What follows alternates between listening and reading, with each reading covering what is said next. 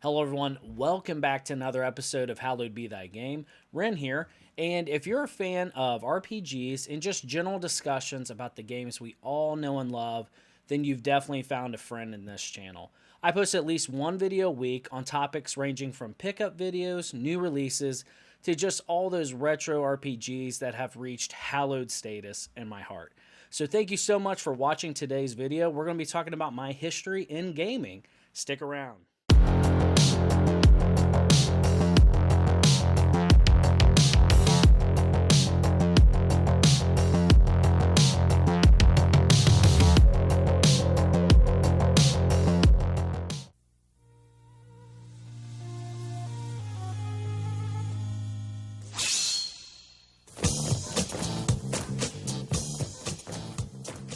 Let me take you back to the late 1980s, the first time I ever saw a video game.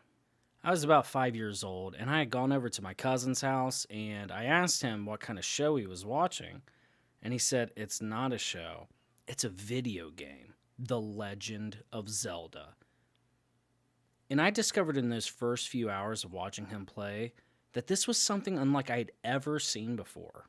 I was seeing high adventure happen before my eyes. Video games were a portal to different worlds where everything was possible. Video games could do what previously was impossible before. They put you directly into the story. I was able to travel to the lands of Hyrule, slay Octoroks, and battle the very forces of evil. Mystical lands of Hyrule waited for me to explore them. Trials that would seem daunting at first would eventually hone my skills and sharpen my Master Sword to where I would rise to meet the challenge. On the Nintendo Entertainment System, I played so much Zelda 1 and 2, but I definitely will always have a very special place in my heart for the first Zelda. But I remember so many fond memories of me and my cousin taking $5 and going to Funko Land in the local mall and buying as many Nintendo games as we could afford. I remember they'd have those paper catalogs, and we would bundle 10 to 15 games, all of them crap, things like the Three Stooges and other just complete gems on the system. But we had so much fun discovering these many different experiences and worlds, and I carry all of that in my heart with me to this day.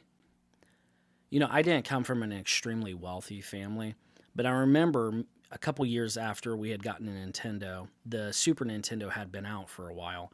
And I remember that Christmas when I got the Super Nintendo, the first game my parents had got me was Zelda: A Link to the Past. Without question, one of my favorite video games of all time. But around this time, I remember going over to my cousin's house, a different cousin, and playing Link's Awakening with him, and absolutely being taken away once again to just such an innocent, incredible time in my childhood. I remember thinking of what it would be like to explore the beaches and meet Mario and all these amazing characters in a Zelda game. It was just so incredible to me, and I love it still to this day. And the recent remake that came out captured that magic again for me.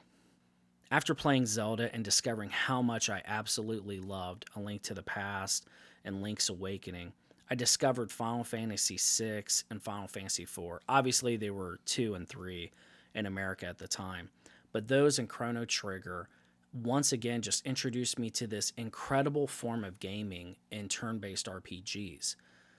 The emotional stories of Final Fantasy VI to this day impact me more than they did back then. Not to give away any spoilers, but Cyan and Edgar's side stories in those games brought me to tears in my most recent playthrough.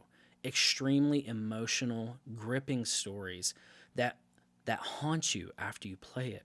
You think about them well after the credits have rolled in the game. One other game I have to mention for the Super Nintendo is Super Metroid, one of my all-time favorite genres, and even after all these years, I still consider Super Metroid to be a perfect video game. I remember many years later, my brothers and I had scrounged up enough money to buy a PlayStation 1, and amidst scrounging for that money, we made sure to get about $17 change, and we went to Funko Land and bought Final Fantasy VII. I remember at the time thinking that this was a pretty pricey game because we had bought it with our own money, but it absolutely was worth well more than $17. It was the first video game that me and my brothers ever shed a tear to. And I know it's been out for a while, so slight spoiler warning for Final Fantasy VII. But when Eris dies in that game, it was the first time we had played a game where a main character had died, and it devastated us. We were just completely touched by it. And to this day, her theme song still resonates within my heart. Also during that time, I remember finding out about Metal Gear Solid. Now, Metal Gear Solid Shadow Moses for the PlayStation 1 is one of my favorite stories in all of video games, and it also still holds the record for the video game I beat the most. I got it down to where I could beat Metal Gear Solid sometimes once or twice a day during the summer I had got it. It absolutely is one of the most moving stories, and I love David Hayter. And honestly, it's a story for a different video, but it broke my heart when he was not in Metal Gear Solid 5. So a couple years go by since me and my brothers buy a PlayStation 1, and by this time we're thoroughly hooked into gaming. We love the Devil May Cry series, and we're actively on the lookout reading magazines when we go to Kmart and all these other stores. And my dad had heavily gotten into computers around this time. He had a bunch of spare parts lying around, so he essentially just assembles us 2 potato PCs. And they were strong enough to run Diablo 2, StarCraft, and Warcraft 3. And me and my brothers became die-hard Blizzard fans. So years pass, and my senior year of high school, I start working at a grocery store, and I meet incredible people, a couple I'm best friends with still to this day. And they tell me they're playing World of Warcraft. And I'm like, holy moly, me and my brother love Warcraft 3. Let's get in on this. What is this? What's a massive multiplayer online RPG? Sounds fancy. Let's do it. So me and my brother hop on our potato PCs. We both make orcs because for the Horde, we had alliance characters too, but we won't mention that. Anyway, so I'm an orc warrior. He's an orc shaman. He'll heal and I'll tank and lay down the law. So I didn't realize until level 55 that I was actually terrible at the game the entire time. And I remember the moment perfectly when it happened. Me and my brother had gone into Undead side of Stratholme, which was a 10-man dungeon. I won't get too technical here. Anyways, a tank is supposed to have a shield. I did not know this because I had an ability that could taunt things for about 2 seconds called Mocking Blow. And I remember when everybody said, "So, where's your shield at?" And I was really confused. And as they began to ridicule me, I realized, wow, I want to be better at this game. So kind of from that moment on, for the next couple years, I did everything I could to stop being terrible at this video game. And I became pretty competitive, and as the years would go by, I would continue to come back to tanking and want to do it. But growing up, I was a pretty timid, laid-back kind of guy. And being a tank kind of puts you in a place where you run into a lot of hateful people. So in a weird way, doing it actually helped me be a more confident person.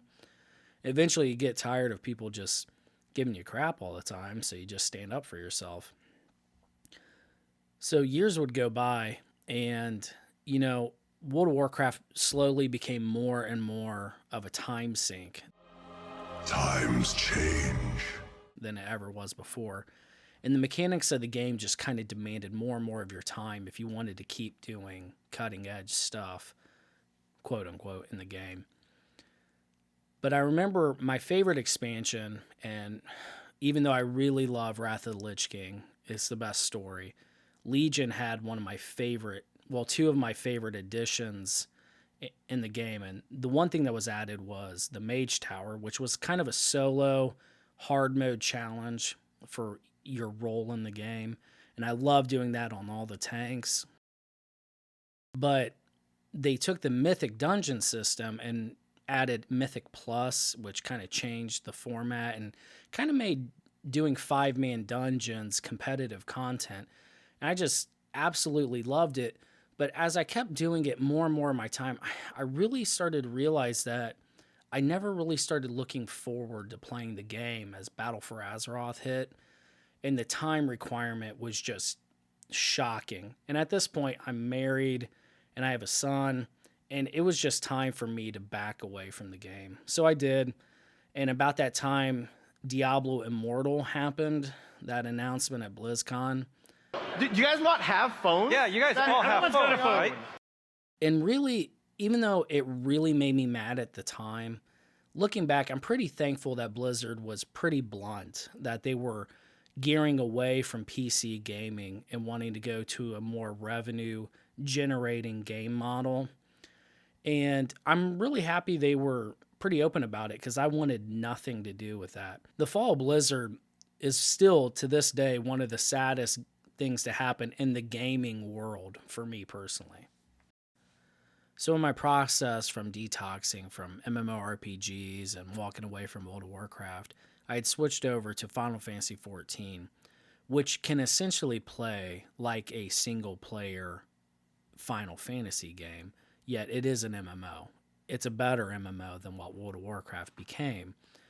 And I fell in love with the story, the characters, the combat system. Big shout out to Gunbreakers and Warrior Tanks. Had an absolute blast playing them. Met some incredible people that I miss playing with, but in my heart, I knew I needed to get away from MMORPGs because it's just hard for me to gate it. I always felt like I wanted to play more and more, and it was time to back away from that style of gaming.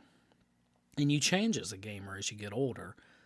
So walking away from Final Fantasy, I had discovered Breath of the Wild, and I absolutely cannot state how much that game meant to me. And it's going to be a game I discuss in the future. So after Breath of the Wild, which absolutely touched my heart, my friend got me into Dark Souls, which to this day is one of the most game-changing experiences of my life as a gamer. And I actually had first played it on the Nintendo Switch, which a lot of people are surprised by, but there's no doubt about it that it was a game that challenged me, and it was a game that sucked me into its world and lore. And all of these games I'm about to go through real quick deserve their own videos in more detail. But Fire Emblem Three Houses, Dragon Quest XI, Xenoblade Chronicles, these games are my benchmark for what meets hallowed criteria in video games. My best friend Ionize recommends to me Persona 5, one of the many reasons why he's my best friend. And Persona 5 rocked my world. I was not merely into the game, it had me hook, line, and sinker. And immediately after finishing that, I played it again. And then after that, my other friend who had me into Dark Souls is like, well, you have to play Persona 4 and Persona 3. I immediately knocked those out on the PS Vita. Please bring those to Switch along with Persona 5. But after that, I got into SMT 4. Then I felt like torturing myself with SMT Nocturne. Amazing game, but an RNG hellscape at times.